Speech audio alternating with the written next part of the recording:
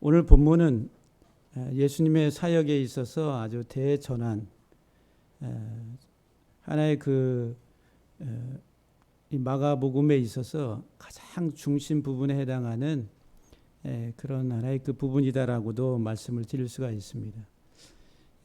예수님이 이제 제자들과 대화 속에서 내가 누구냐, 그리고 자신이 그리스도이심을 드러내시고, 그리고 죽으시고 다시 살아나셔야 될 것들을 말씀하시고 나서 이제 예루살렘으로 향합니다. 다시 말하면은 예루살렘에 올라가셔서 고난을 받으시고 십자가에 죽으시고 다시 살아나셔야 되는 마지막 이제 여정을 하시게 되는 가장 큰 분기점이 오늘 본문의 말씀이다라고 하는 거예요.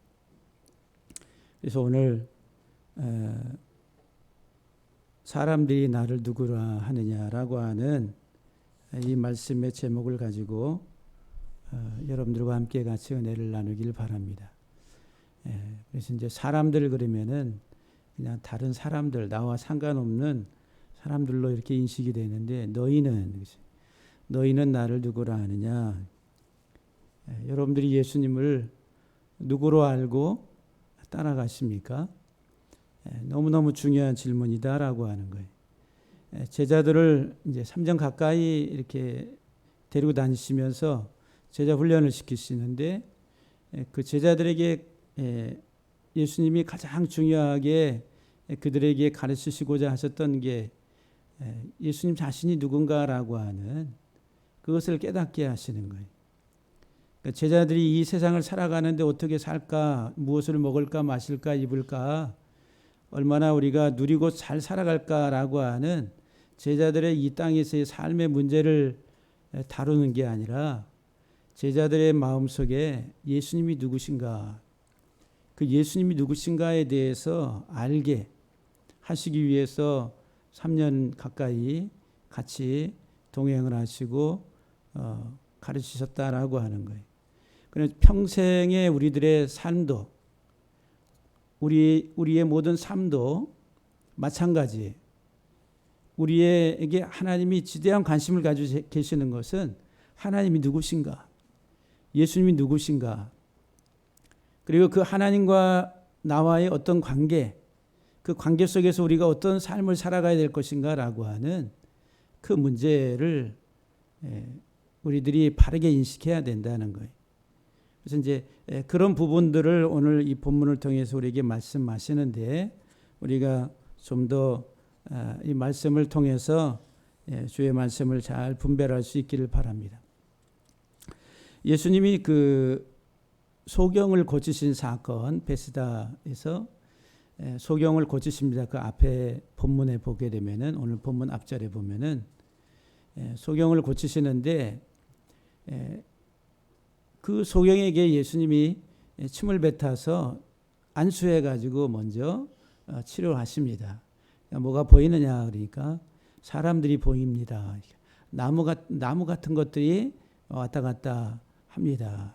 그러니까 예수님이 다시 안수하시니까 분명하게 확실하게 보이게 됐다라고 하는 사건 이후에 제자들을 데리고 이제 북쪽으로, 갈릴리 그 북쪽으로 쭉 올라가십니다. 그 갈릴리 북쪽으로 올라가면은 가이사랴 빌립보라고 하는 지방이 나옵니다. 여러 도시들로, 여러 마을들로 형성이 되어 있는데, 헬몬산 아래쪽으로 내려와서 좋은 경관과 천혜의 어떤 그 풍요로운 그 곡창지대도 있고, 기름진 땅, 그리고 자연 환경을 통해서 많은 것들이 잘 어우러져 있는 아름다운 지역이 이 가이사랴 빌립보 지역이라고 하는데, 근데 이 가이사랴 빌립보 지역으로 제자들과 함께 같이 이제 올라가시는 그 길에서, 다시 말하면 가이사랴 빌립보 지방에 들어가셔서 계속 이 마을 저 마을들을 이렇게 통과해 가시면서 나누시는 대화입니다. 그러면 이 가이사랴 빌립보라고 하는 이 지방, 왜 예수님은 자신이 죽으시고 부활하셔야 될 것을 자신이 참 메시아 그리스도라고 하는 사실을 제자들에게 지금까지 아껴두었던 것들을 이제 자신을 드러내서 제자들에게 말씀하시고자 하실 때 왜 북쪽에 가장 최북단이라고 할 수 있는 그 북쪽, 거기에는 이제 헬라화된 유대인들과 이방인들이 많이 살고 있었던 지역입니다. 근데 이제 그곳에 가셔서 제자들에게 자기 자신을 드러내신다라고 하는 거예요. 그러면 이 가이사랴 빌립보라고 하는 지역이 어떤 곳인가라고 하는. 먼저 이 가이사랴 빌립보 지방은 북쪽 레바논의 이 헬몬산, 레바논 산맥에 쌍둥이 산맥이 있는데 거기에서 이제 흘러나오는 그 현무암석 또는 이 안반석 동굴 밑에서 지하수가 계속 뿜어져 나와 가지고 많은 물을 뿜어내는 그런 하나의 그 지역인데 이 물이 요단강의 근원을 이룹니다. 그래서 이제 아주 이 물이 풍성한 그런 곳이다라고 하는 거예요. 그래서 자연 경관이 아름답고 그다음 평야지대 같은 곳이 곳곳에 있어서 상당한 하나의 그 풍요로움을 누릴 수 있는 그런 풍요로움의 땅이었다라고 하는 거예요. 그래서 이제 고대 사람들은 이 가이사랴 빌립보 지역을 신성한 땅이다 그랬어요. 다시 말하면은 신이 내려준 땅이다라고 하는 거예요. 왜냐하면은 천혜의 자연 조건 속에서 풍요로움, 아름다운 경관을 유지하고 있었기 때문에. 그래서 이제 구약에 보면은 여호수아서에 보게 되면은 사사기나 이런 데 보면은 이곳 이름을 바알 헬몬이라 해요. 바알 헬몬. 그러니까 바알의 헬몬이라는 게 바알은 이방신, 태양신 또는 농경신, 바알 그럼 나의 주라고 하는 거예요. 당신은 나의 주인이십니다라고 하는 농경 문화 속에서는 농경신이고 태양신이고 이제 그런 하나의 신 이름이 바알이라고 하는 거지 바알. 그런데 이곳을 바알의 헬몬이라 하시. 그 헬몬 산으로부터 내려오는 많은 자연의 혜택을 누리는데 그것이 바알신으로 말미암았다라고 하는 거예요. 그래서 이제 여호수아서에서는 뭐라고 기록하냐면은 바알갓이라 그래요. 바알갓. 바알갓, 갓이라고 하는 말은 영어로 갓 그러면은 신, 하나님이지만은 이 히브리 말로 갓 그러면 행운, 복이라고 하는 거, 복. 그러니까는 이 헬몬 산 아래 이렇게 아래자락으로 내려오면서 펼쳐지는 천혜의 어떤 아름답고 풍요로운 이 땅은 바알신이 가져다 준 하나의 복이고 행운이다라고 하는 거예요. 그래서 이제 바알을 섬기는 지역이었다라고 하는 거예요. 그러면서 이제 이 그리스의 지배를 받으면서 그리스에서는 이제 판이라고 하는 신이 있는데 그 목동의 신이라고 하는 거예요. 그래서 이제 이곳 이름을 파네아스라 이렇게 불렀어요. 그러니까는 이 풍요로운 자연 경관 속에서 이 풍성함을 가져다 주는 것은 헬라 문화 속에 나타나는 신, 파네아스라고 하는 목동의 신이라는 목동. 그러니까 목동의 신으로 인해서 이곳이 이렇게 아주 풍요로운 자연 경관을 우리에게 가져다 줬다라고 생각을 하는 거예요. 그래서 이제 이 지역에는 이런 기름진 곡창 지대가 있고, 그래서 이제 포도, 송이, 그 다음에 무화과 열매, 그 다음에 감람나무, 그 다음에 밀, 추수, 아주 다양한 이런 하나의 그 자연에서 주는 하나의 그런 풍요로운 하나의 그 곡식들을 수확할 수 있었다라고 하는 거예요. 그래서 이제 이 지역을 신성한 지역, 바알신의 그런 축복, 그리고 하나의 우리에게 이런 기름진 땅을 가져다 준 목동의 신이라고 하는 판이라고 하는 신이 우리에게 준 귀한 선물과 같은 지역이다라고 그렇게 인식을 한 거예요. 그래서 이제 이 지역을 헤롯 빌립이 로마의 황제의 이름 가이사랴라고 하는 이름과 자기의 빌립이라고 하는 이름을 합쳐가지고 가이사랴 빌립보라 해가지고 이 로마 황제에게 봉헌을 한 도시라고 하는 거예요. 그러면서 이제 그 이전서부터 이 가이사랴 빌립보 지역에는 로마 황제를 우상시해서 우상 숭배를 하는 그런 신전들이 도처에 많이 있었다라고 하는 거예요. 그러니까는 그 당시 사회 문화적인 배경에서 보게 되면 이 가이사랴 빌립보 지역은 당시 사람들에게 정신적인 또는 어떤 문화적인 그리고 영적인 그 삶의 많은 것들을 공급하는, 그러니까 이 당시 사람들의 삶을 지배하는 종교적 문화적 정신, 그것이 이 가이사랴 빌립보 지역이라고 하는 천혜의 환경 속에서 그들에게 주어졌다라고 하는 거예요. 그러니까 바알 신을 섬기고 또는 이 모든 것들이 이런 신들이 우리에게 이런 것들을 우리에게 가져다 줬다 해서 이런 우상 숭배의 하나의 그 도시다라고 보시면 됩니다. 그래서 이 지역은 이제 헬라화된 유대인들과 그리고 이방인들이 이제 대부분 분포되어서 살아가던 지역이었다라고 하는 거예요. 근데 예수님이 이제 지금 이곳에 가시는 거예요. 그러니까 오늘날에도 우리가 이제 표현을 하면은 상당히 좋은 천혜 자연의 조건을 가지고 많은 풍요로움을 누리고 있는 도시가 있는데, 근데 그 도시 속에서 그 사람들이 자기들이 이제 신을 만들어 가지고 우상 숭배하고 있는, 그것이 우리들의 삶의 행복과 기쁨과 배부름과 풍요를 가져다 주는 신이다라고 섬기고 있는 그런 지역이다라고 하는 거예요. 오늘날 현대 사회에도 마찬가지지만은 원래 고대 오래된 그 종교 속에는 단순히 그 종교 안에는 오늘날 우리가 가지고 있는 이런 종교성보다는 상당히 영적이고 과학적이고 그런 깊이가 있는, 그래서 이제 고대 사회의 주 지도자들은 누구냐면 종교 지도자들, 제사장급이라는 거예요. 왜냐하면은 천문을 알고 그 다음에 영적 현상들을 공부하고 그러면서 어떻게 하면 이 땅에서의 인생의 문제를 풀어서 저 하늘로 갈 수 있을 것인가라고 하는 것들을 인식하고 공부하는 최고의 계급이 제사장들이라는 거예요. 그래서 이제 고대 여러분들 우리 한국 고대사도 보면은 그 어떤 그 왕조라든지 그런 하나의 그 중앙 집권을 하고 있는 그 곳에는 항상 그 배후에 뭐가 있어요? 그 신을 섬기는 그런 존재들이 있다는 거예요. 오늘 우리가 이제 말하면 제사장들과 같은 그런 사람들이 있어서 이제 그 왕들에게 조언을 하고 어떻게 하라고 하는 이제 그런 일들을 많이 합니다. 근데 그때는 이제 이런 하나의 그 제사장들의 영향을 너무 많이 받았다라고 하는 거예요.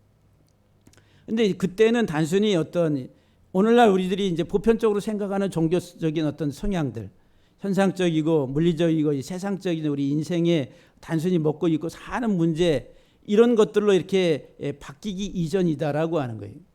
그런데 어느 순간서부터 이제 이 역사가 흐르면서 종교성이라고 하는 것 속에서는 우리들이 일반적으로 갖는 종교를 갖는 이유가 현상적인 이 세상적인 물질적인 물리적인 것에 집중을 하게 된다는 거예요. 지금 이 가이사랴 빌립보 지역도 마찬가지. 천혜의 환경 속에서 풍요로움을 가져다 주는 것이 신이다라고 하는 거예요. 우리에게 풍성한 것들을 가져다 주는, 우리에게 이 기쁨과 행운을 가져다 주는 것이 이 신들이다라고 하는 거예요. 다시 말하면은 자기 중심적 인본주의적인 하나의 그 세상적이고 물리적인 관점에서 종교라고 하는 것들을 갖고 있었다라고 하는 거예요. 그래서 이제 이런 종교성 안에서 예수님이 질문하시는 거예요. 사람들이 나를 누구라 하느냐? 예? 그럼 너희는 나를 누구라 하느냐? 이렇게 물어보시거든요. 여러분들은 예수님을 누구라고 믿고 지금까지 달려오셨어요. 예수 믿기만 하면 여기 빌립보 지방에서 이 가이사랴 빌립보 지방의 헬몬산 밑에서 나오는 그 물의 풍요로움과 그 다음에 넓은 평원지대에서 주는 풍성한 곡식과 풍요로움들, 그 다음에 자연의 혜택 속에 주는 많은 그런 하나의 그 열대 어떤 그 과일들을 이렇게 취하는 이 모든 것들을 가져다 주는 그런 신으로, 그래서 그 신을 기쁘게 섬기는 그런 것과 같이 우리들은 하나님을 또는 예수님의 이름을 부르면은 우리가 이 세상 살아가는 데 있어서 이 땅에 필요한 것들로 다 채워주시는 하나님, 예수님으로 이렇게 인식을 하고 예수님께 와서 기도하는 기도의 내용이 대부분 다 그런 것들이다라고 하는 거예요. 예? 여러분들이 이제 우리들이 바르게 말씀을 바르게 인식을 하셔야 돼요. 신앙의 영적인 참 생명으로 가는 그런 하나의 그 믿음의 본질을 잘 깨달아야 된다라고 하는 거예요. 그래서 이제 이 가이사랴 빌립보에서 사람들이 나를 누구라고 하느냐 이렇게 물어보니까 여기 이제 제자들이 대답을 합니다. 어떤 사람은 세례 요한이라 하고, 어떤 사람은 엘리야라고 그러고, 어떤 사람은 예레미야라고 그러고, 어떤 사람은 선지자 중에 하나라고 하더이다 라고 그렇게 제자들이 대답을 해요. 그러니까 예수님을 어떻게 이제 그 유대적 보편적 관점에서 예수님을 어떤 존재로 바라보고 있냐면은 세례 요한이 얼마 전에 죽었는데 세례 요한이 다시 부활했다. 그 세례 요한이다. 부활의 어떤 신앙을 가지고 있는 사람들. 아니면 이제 구약의 전통으로부터 보게 되면은 하나의 그 세례 요한이 누구냐면은 메시아 구원자가 그리스도가 오시는 것을 예비하는 자라. 세례 요한도 마찬가지고 엘리야도 마찬가지. 그런 이제 선지자들 중에 한 사람. 그 다음에 예레미야다라고 이렇게 말하는 것은 이스라엘의 멸망을 바라보면서 울었던 눈물의 선지자. 그래서 이제 하나의 그 돌아오라고 회개를 촉구했던 그런 예레미야와 같은 선지자, 왜 예수님이 오셔서 회개하라 천국에 가까웠다라고 말씀하시면서 책망을 많이 하시니까 그 사역이 예레미야와 같다, 또는 엘리야와 같다, 세례 요한과 같다. 그 사역을 비교하면서 어떤 사람은 세례 요한이라고, 어떤 사람은 엘리야라고, 어떤 사람은 예레미야라고, 어떤 사람은 선지자들 중에 하나라고 이렇게 말합니다. 그러니까는 예수님이 그러면은 너희는 나를 누구라고 하느냐? 너희는 나를 어떤 존재라고 인식하고 있느냐? 다시 예수님이 제자들에게, 그래 사람들은 그렇게 인식하고 있는데 그럼 너희는 나를 누구라고 인식하고 있느냐? 누구라고 알고 있느냐? 이렇게 물어보세요. 그러니까 베드로가 아주 단호하게 대답을 합니다. 주는 그리스도이십니다라고 이렇게. 여기 주는 그리스도이십니다라고 하는 이 고백이 현재 시제라고 하는 거예요. 다시 말하면 이것은 지금서부터 영원하다 이런 뜻을 가지고 있어요. 그러니까 당신은 영원하신 그리스도이십니다. 당신은 영원하신 그리스도라고 하는 그 고백이, 어쨌든 간에 그 고백은 이제 이 베드로의 입술을 통해 가지고 처음으로 이제 제자들의 하나의 그 고백이 되어서 나온 거예요. 당신은 그리스도이십니다. 영원한 그리스도입니다. 이 그리스도라고 하는 말이 메시아라고 하는 메시아. 헬라어로 그리스도, 히브리 말로는 메시아. 그러니까 당신은 영원한 메시아이십니다. 기름 부음 받은 자라고 하는 거예요. 이 그리스도 메시아는 구원자라니까, 이스라엘 백성들이 그렇게 고대하고 기다리던 구원자, 하나님이 보내신 하나님의 그리스도, 하나님의 사람, 하나님의 아들 메시아라고 하는 이런 고백을 하고 있다라고 하는. 그러니까 예수님이 이 베드로에게 뭐라고 말씀하시냐면 30절에 보면은 이에 자기의 일을 아무에게도 말하지 말라 경고하시고 30절에 보니까 당신은 그리스도입니다라고 올바른 고백이 베드로에게서 이제 그 입술을 통해서 나왔는데 예수님은 뭐라고 말씀하시냐면은 경고하셨다 그랬어요. 경고하다 이 말은 꾸짖었다 이 말이, 금했다 이 말이, 아주 강력하게 꾸짖고 금했다라고 하는 그런 뜻이. 자기의 일을 아무에게도 말하지 말라 이렇게. 아니 지금 베드로가 올바른 그 예수 그리스도를 메시아라고 그리스도라고 고백하고 있는데 아무에게도 말하지 말라. 아주 강력하게. 우리가 이제 상식적으로 생각하면은 그래. 마태복음은 이제 그것을 이제 조금 기록합니다. 바요나 시몬아 네가 잘하였도다. 이를 알게 하시는 이는 네가 아니라 하나님이시다. 이렇게 칭찬해야죠. 이 고백. 근데 마가는 지금 그런 이 예수님의 칭찬의 기록을 빼버리고 바로 경고했다라고 하는 이런 말씀이 나옵니다. 마태복음 16장 20절에 보면은 여기 마가복음에서는 자기의 일을 아무에게도 말하지 말라. 그런데 마태복음에서 뭐라고 기록하고 있냐면은 자기가 그리스도인 것을, 자기가 그리스도, 예수님이 그리스도인 것을 아무에게도 말하지 말라고. 지금 주는 그리스도이십니다라고 이렇게 고백을 했는데 예수님이 베드로에게 꾸짖으면서 내가 그리스도인 것을 아무에게도 말하지 말라. 앞뒤가 안 맞는 말 같아요. 그럼 왜 베드로에게 이렇게 꾸짖으면서 예수 그리스도가 예수님이 그리스도라고 하는 것을 말하지 말라고 이렇게 금하셨을까, 책망하셨을까? 그 이유가 이제 그 마태복음을 보게 되면은 분명한 이유가 이제 나와요. 이 본문에 앞서서 소경을 고친 사건을 제가 말씀을 드렸잖아요. 근데 그 소경을 고칠 때 한 번에 고치신 것이 아니라 두 번에 걸쳐서 소경을 데리고 왔는데 만져주시기를 원해서, 그래서 예수님이 밖으로 데리고 나가서 침을 뱉어가지고 그 소경에게 안수를 하세요. 근데 안수하시고서 뭐가 보이느냐 그러니까 사람들이 보이나이다. 나무 같은 것들이 사람이 나무처럼 이렇게 보인다는 거예요. 그러니까는 정상이 아니라 확실하게 보이지 않는다는 거지. 그러니까 예수님이 다시 안수해서 뭐가 보이느냐라고 말씀해, 사람들이 보입니다라고 하면서 확실하게 보였다라고 하는 거예요. 그러니까 그 소경을 고치는 하나의 이 눈의 시력의 회복의 과정이 한 번이 아니라 두 번에 걸쳐서 이렇게. 그것은 지금 이 제자들의 어떤 영적인 것들을 이제 우리에게 설명해 주고 있는. 지금 베드로가 당신은 그리스도입니다.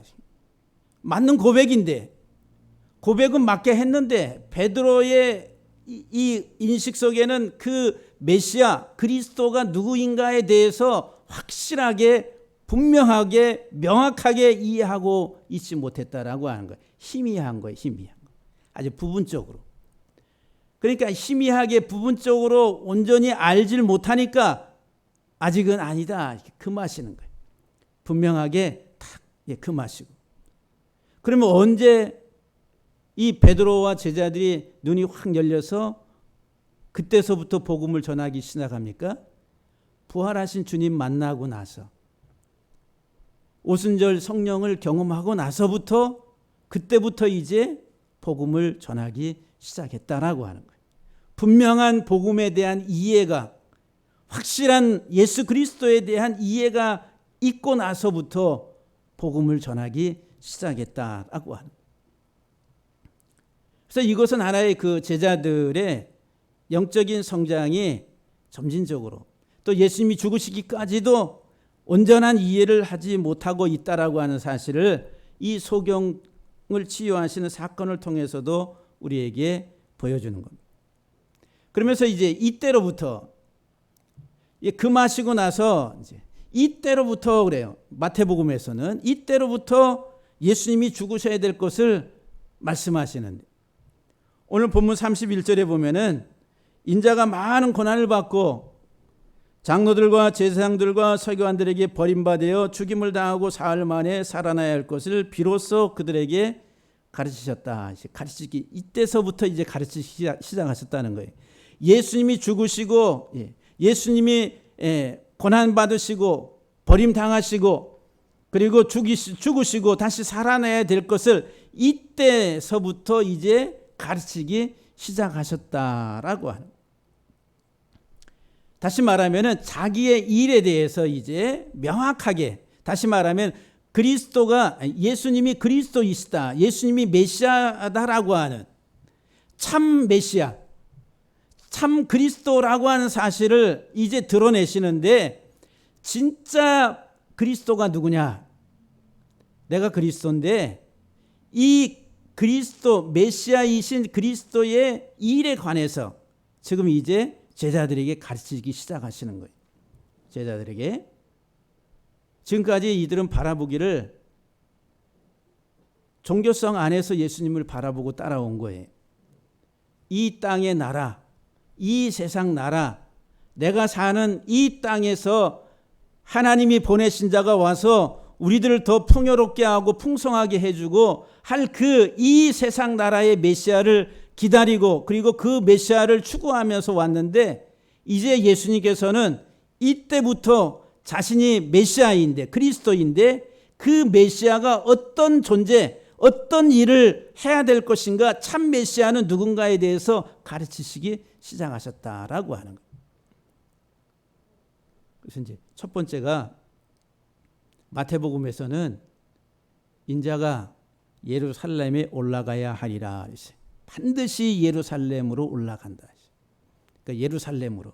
그래서 이제 오늘 이 본문 사건 이후에 예수님이 이제 예루살렘으로의 여정, 마지막 일주일간의 십자가의 죽으심을 위한 일주일의 고난의 주간을 시작하시는 하나의 여정을 가게 됩니다.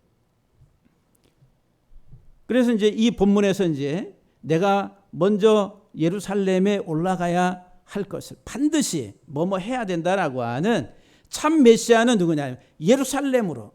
참 메시아의 삶의 마지막은 어디냐면은 예루살렘이라는, 예루살렘. 그러니까 내가 예루살렘에 올라가야 된다라고 하는, 그러면서 이제 그 예루살렘에 올라가서 오늘 본문은 많은 고난을, 인자가 많은 고난을 받는다 그랬어요. 그 예루살렘에 올라가신 이 메시아이신 예수 그리스도는 첫 번째 많은 고난을 받는다. 많은 고난.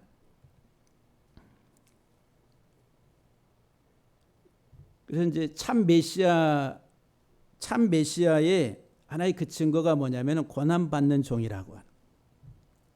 그 이사야서 53장에 있는 말씀이죠. 근데 이 고난을 받는 게 능동적으로 자원해서 받으시는 거예요. 누구에 의해서가 아니라 자발적 순종으로 고난 받으시는 메시아. 반드시 고난 받아야 된다. 두 번째가 장로들과 대제사장들과 서기관들에게, 당시 종교 지도자들에게 버림받는다. 여기 버림받는다 이 말은 쓰레기처럼, 폐기물처럼 취급받아서 그냥 치워버리는 거예요. 다 쓸어가지고 담아가지고 버리는.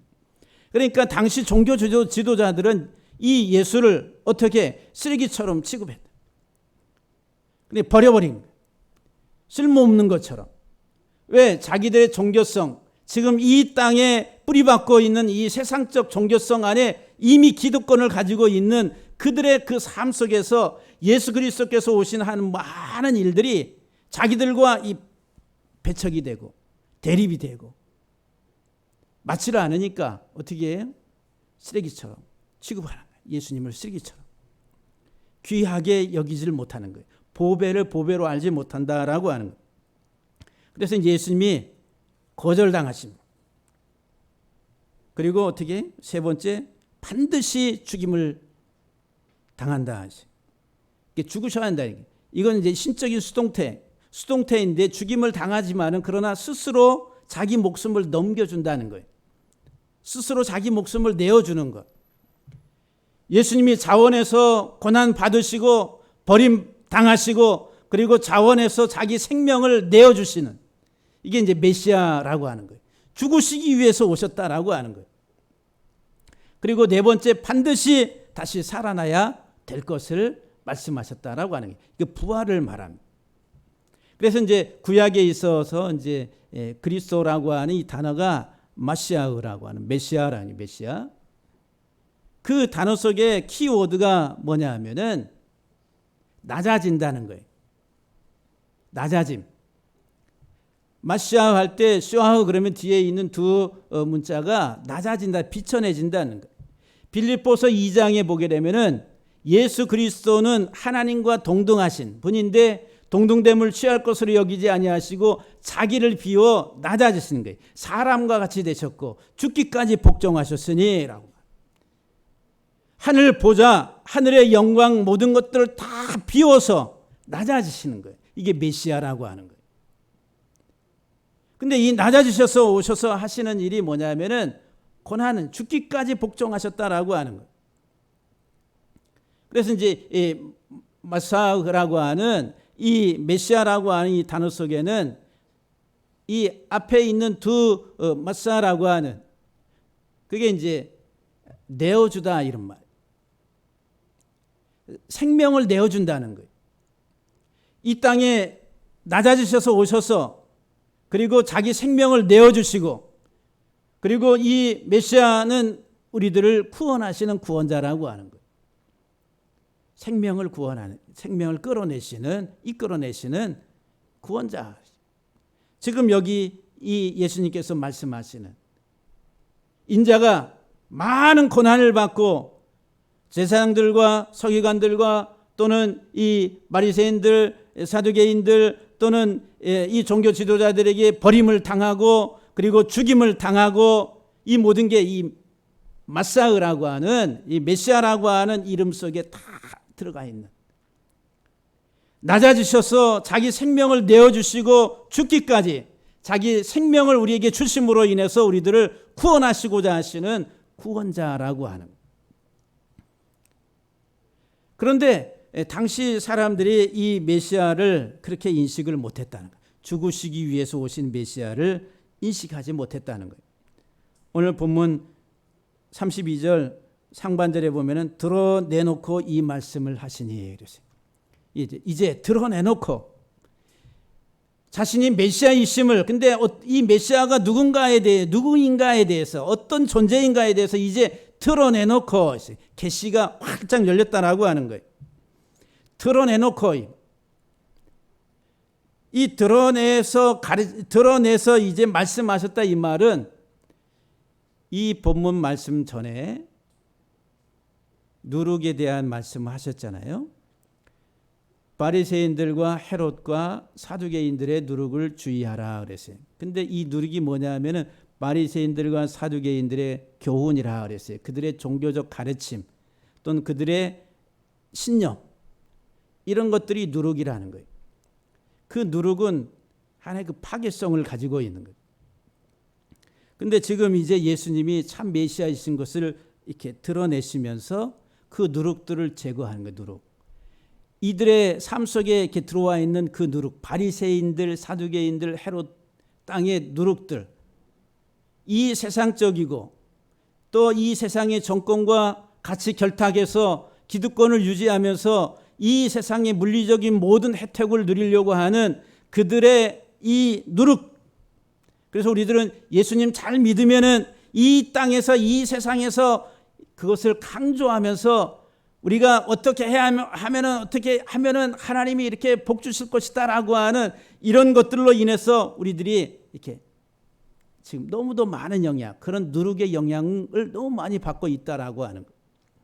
그런데 이 누룩을 제거하는 거예요. 예수님이 자기 자신이 메시아이심을 드러내시면서 지금 이 가이사랴 빌립보 지역의 누룩이 뭐예요?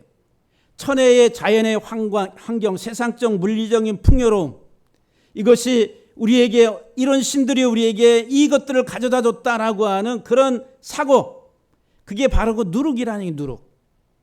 그래서 사람들은 뭐에 지배를 받냐면은 이 땅에 이 세상의 필요에 지배를 받고 살아가는, 정신적 지배를 받게 되고 종교적인 지배를 받게 되고, 왜 인간적이고 육신적인 유익이 있다라고 한다면은 그 추구하고 따라가기 때문에 이 종교성이라고 하는. 근데 지금 그것을 이제 예수 그리스도가 메시아이심을 드러내시면서 이제 그런 누룩들을 제거하는 거죠. 그러니까 예수님이 죽으셔야 된다 그러니까 베드로가 또 갑자기 예수님을 자기 이 품으로 이렇게 끌어당기는, 붙잡고 이 말, 취해서 자기에게로 갑자기 끌어당기는, 강압적으로 팍, 무슨 말씀하시? 조용. 무슨 헛소리 같은 말씀, 말도 안 되는 소리를 이렇게. 베드로가 죽으셔야 된다니까. 죽으시면 안 되지. 왜 안 돼요? 아니 곧 왕이 될 것 같은 분인데, 이 세상 나라의 왕 되실 분 같은데 죽는다 그러니까 왜? 베드로가 지금 꾸짖고 있어요. 예수님을 책망하고 있다는 거예요. 금하고 있다는, 그런 말씀하지 말라고. 아니 사람들이 지금 막 구름대같이 몰려들고 이적과 어떤 기사만 행하기만 하면 놀라운 그런 하나의 그 반응들이 있는데, 이제 곧 이 나라를 회복해서 그래 멋진 나라를 이룰 수가 있는데 무슨 죽는다는 소리를 하십니까? 마음 약한 소리 하지 마세요. 다시 말하면은 자기 인생을 포기하겠다라고 하는 그런 것처럼 들리는 거예요. 그러니까 이 베드로가 붙들고서 항변했다 그랬어요. 이 항변하다 이 말이 까르라고 하는 거예요. 선동하는 눈이에요. 선동. 이렇게 이제 여러분들 선동 이 비난하고 꾸짖을 때 어떻게 해요? 와, 눈을 부릅떠 가지고 그러잖아요. 싸우려고 막. 예? 그런 하나의 그 난폭한 그런 선동, 싸움하는 그런 눈빛으로 절대로 안 된다라고 하는. 그러니까 예수님께서 이 베드로에 대해서 다시 꾸짖습니다. 33절에 보면은 예수께서 돌이키사 제자를 보시며 베드로를 꾸짖어 이르시되 사탄아 내 뒤로 물러가라. 사탄이 뭐예요? 대적자라는 말이에요. 사탄아 그랬어요. 너는 나를 대적하는 대적자다. 아니 주는 그리스도입니다 라고 올바르게 고백했는데 갑자기 사단이 됐어요. 대적자가 됐어요. 그러니까 앞에서 주는 그리스도입니다 라고 고백하는 고백이 온전한 고백이 아니다라고 하는 거예요. 참 이해, 인식, 깨달음이 있는 고백이 아니라. 그러니까 너는 아직 모르니까 잠잠하고 있어. 이제 내가 밝히 드러내서 참 메시아가 누구인가에 대해서 내가 가르쳐 줄게. 주님이 그렇게 말씀하셨는데 진짜 메시아가 이런 사람이야, 이런 존재야 라고 이렇게 이야기하니까 무슨 소리 하십니까? 아닙니다. 자기 사고 속에 들어와 있는 바리새인들과 사두개인들과 그들의 종교성 속에 지금까지 가지고 있던 인식의 이 누룩이 예수 그리스도의 복음을 이해하고 받아들이는데 방해가 되는 거예요. 그러니까 뭐가 대적자가 되는 거예요. 사탄아 내 뒤로 물러가라. 너는 하나님의 일을 생각하지 아니하고 사람의 일을 생각하는도다. 하나님의 일, 메시아의 일, 그 하나님의 일을 위해서 메시아가 왔는데 이 사람들은 자기 중심적으로 이 땅의 이 현상적 세상 속에서 내가 원하는 것을 얻기 위해서 메시아를 기다리고 있다는 거예요. 사람의 일로 생각한다. 우리들의 많은 종교적 열심이 사람의 일, 하나님의 일인가 사람의 일인가. 수십 년 동안 신앙생활을 해오는데 우리의 신앙의 삶 자체가 사람의 일로 육신적이고 세상적이고 현상적인 그것들을 추구하면서 다만 하나님을 필요하실 뿐이라 나를 위해서 나의 필요를 위해서 그게 사람의 일을 하는 거예요. 그건 사람의 일을 하는 존재는 뭐라고 그래요? 사탄이라고. 하나님을 대적하는 대적자라고 그렇게 말씀합니다. 그러면서 제자들에게 오늘 본문 34절에 제자도에 대해서 이제 참 메시아를 따르는 하나님의 사람들은 어떤 삶을 살아야 될 것인가, 참 제자도에 대해서 34절에서 말씀을 합니다. 34절에서 38까지 말씀이 이제 제자도에 관한 말씀인데 핵심이 34절이에요. 무리와 제자들을 불러 이르시되 누구든지 나를 따라오려거든 자기를 부인하고 자기 십자가를 지고 나를 따를 것이니라. 세 가지를 말씀하세요. 누구든지 나를 따라오려거든 자기를 부인하라는 거예요. 자기 부인. 여기 부인한다 이 말이 아까 예수님 당시 이제 사람들이 이제 서기관들과 바리새인 장로들이 예수님을 이제 거절한다라고 하는 거죠. 그 의미와 같은 거예요. 그러니까 여기 자기를 부인한다 이 말은 자기 존재가 쓰레기 같다, 폐기물 같다. 그럼 어떻게 돼요? 그거 갖다 버려야죠. 그러니까 자기 부인하는 것은 지금까지 내가 살아온 육적인 내 욕망과 이와 같은 것들은 쓰레기 같구나, 폐기물 같구나. 그러면 어떻게 돼? 이 폐기물 봉다리에 담아서 갖다 버리는 거예요. 이게 자발적으로 하라는 거예요. 예수 그리스도를 알면은, 예수 그리스도가 참 메시아이신 것을 알면은, 예수님이 무엇 때문에 이 세상에 오셔서 자기 생명을 내어주셔서 나를 구원하시려고 하셨는지, 세상의 욕망으로 육적인 세상적인 것들로 가득 채워져 있는 쓰레기 같은 폐기물 같은 우리를 위해서 오셨는데, 우리가 그 쓰레기 같은 폐기물 같은 것에 더 채우기 위해서 예수의 이름을 부른다라고 한다면은 미친 거죠.